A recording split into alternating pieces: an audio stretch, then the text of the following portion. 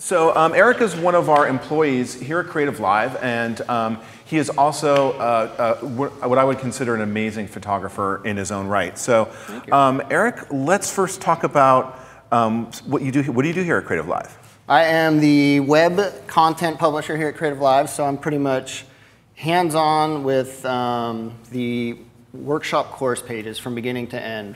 When a workshop is approved to move forward, I'm working with the content team and the marketing team to get the course page up, get all that content lined up with the instructor lesson plan. I then work closely with the production team during the workshops to make sure that the live environment, as things are evolving, we're also evolving the course page and keeping it up to date.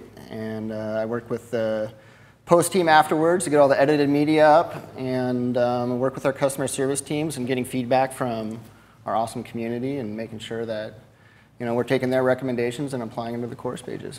Nice. So if the folks out there don't get their bonus materials, they should get on the phone and call you. Absolutely. Okay.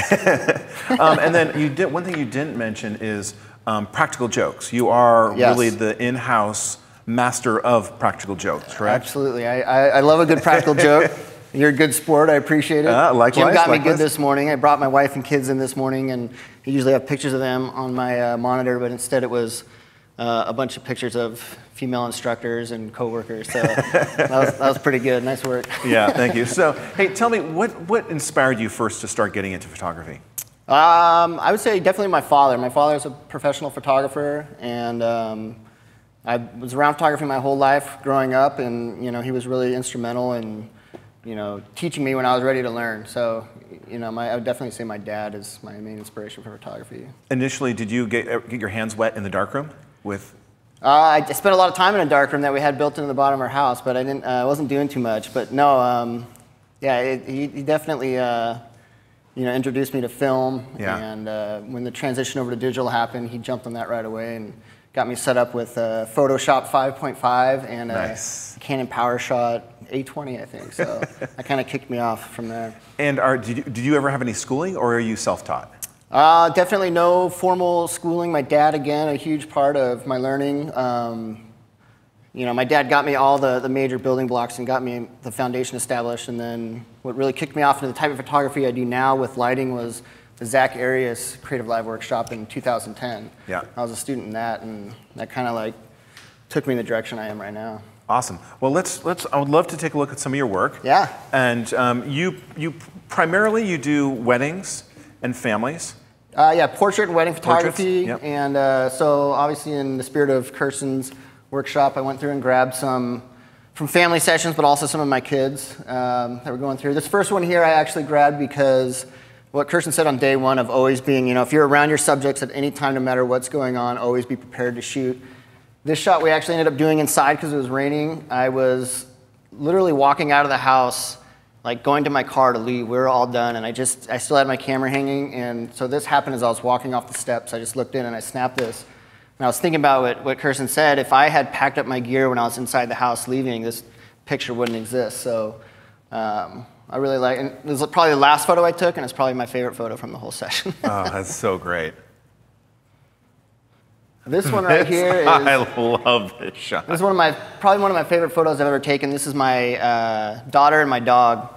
And this was a common thing when she was younger, just jumping on the bed. I literally had the camera sitting on a desk.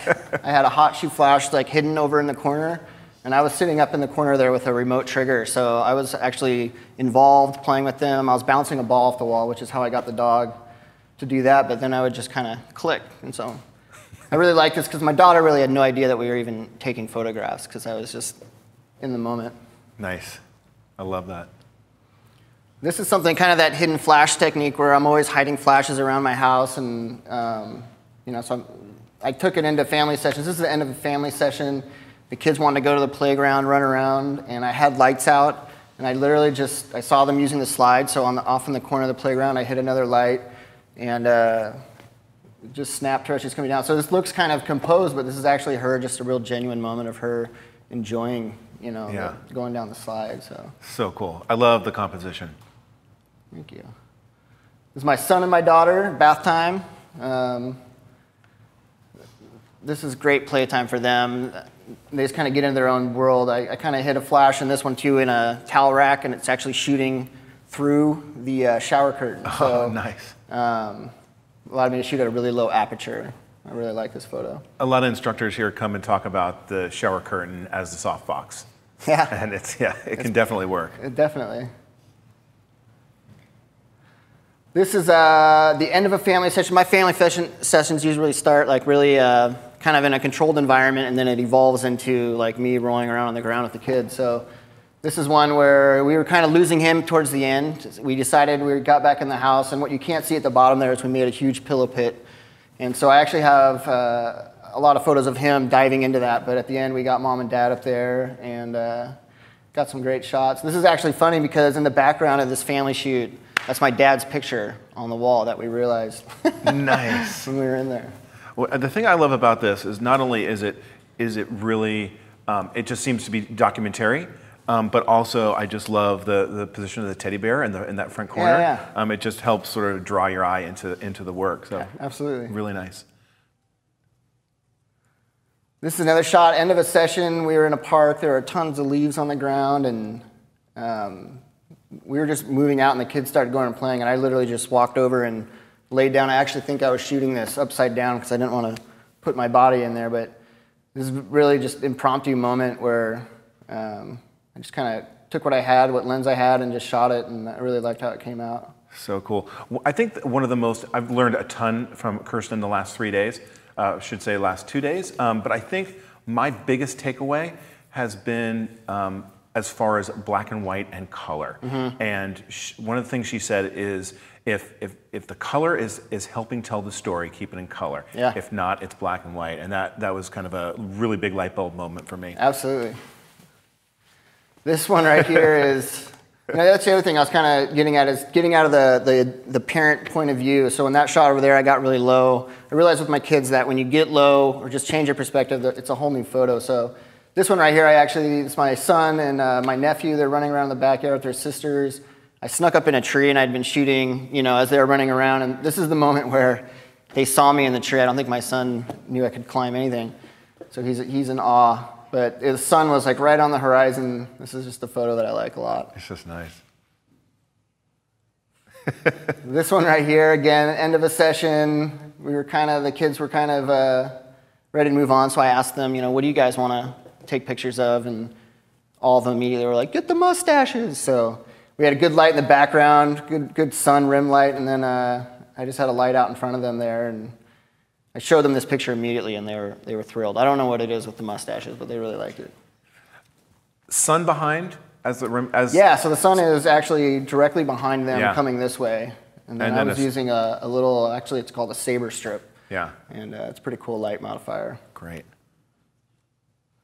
Now this is more of during a classic portrait session. Exactly. But this is first of all Celeste, our executive producer, one of our executive producers, and Mackenzie, one of our production coordinators, and their mom and sister. But yeah, this is again, this is kind of going off what Kirsten was talking about. Is this was immediately after a very posed, formal. We're obviously in a controlled environment, but Mom made a hilarious comment that kind of got them all rolling, and I could have easily just kind of let my camera hang and laughed with them because it was funny, but I'm glad I kept shooting because this is exactly how they are together from my experience. They just enjoy each other, and so even though the portrait itself is amazing, I really like this moment because I think it really captures them. Yeah. So that's just kind of just keep on shooting, always be shooting. Yeah.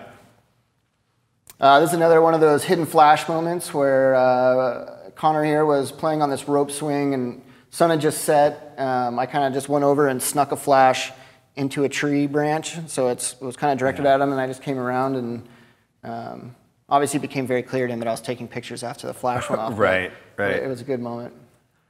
This is just. And you love using your kids as models. Oh yeah, well that's another thing. Talk about learning. I mean, a lot of what I apply I've learned from photographing my children. I love this shot because the playfulness, but this next one, I feel there's a story behind that. He's so serious. Yeah, we went to, this is on Vashon Island. We were with a good friend of ours, Harper, and he gave Benson, my son, a walking stick. And once he got that walking stick, he just, Harper was up ahead of him walking with this walking stick, and Benson was just following him. I didn't exist. You know, I could do anything at that point, but Benson was just on a mission here, exploring the island with his walking stick. So I really like this photo. I love this is one that, you know, from what Kirsten said, when I looked at this, it was in color, and I converted it to black and white, and I was like, it looks so much better like this. You know, it's just a great photo. Yeah. Well, Eric, pleasure talking with you today.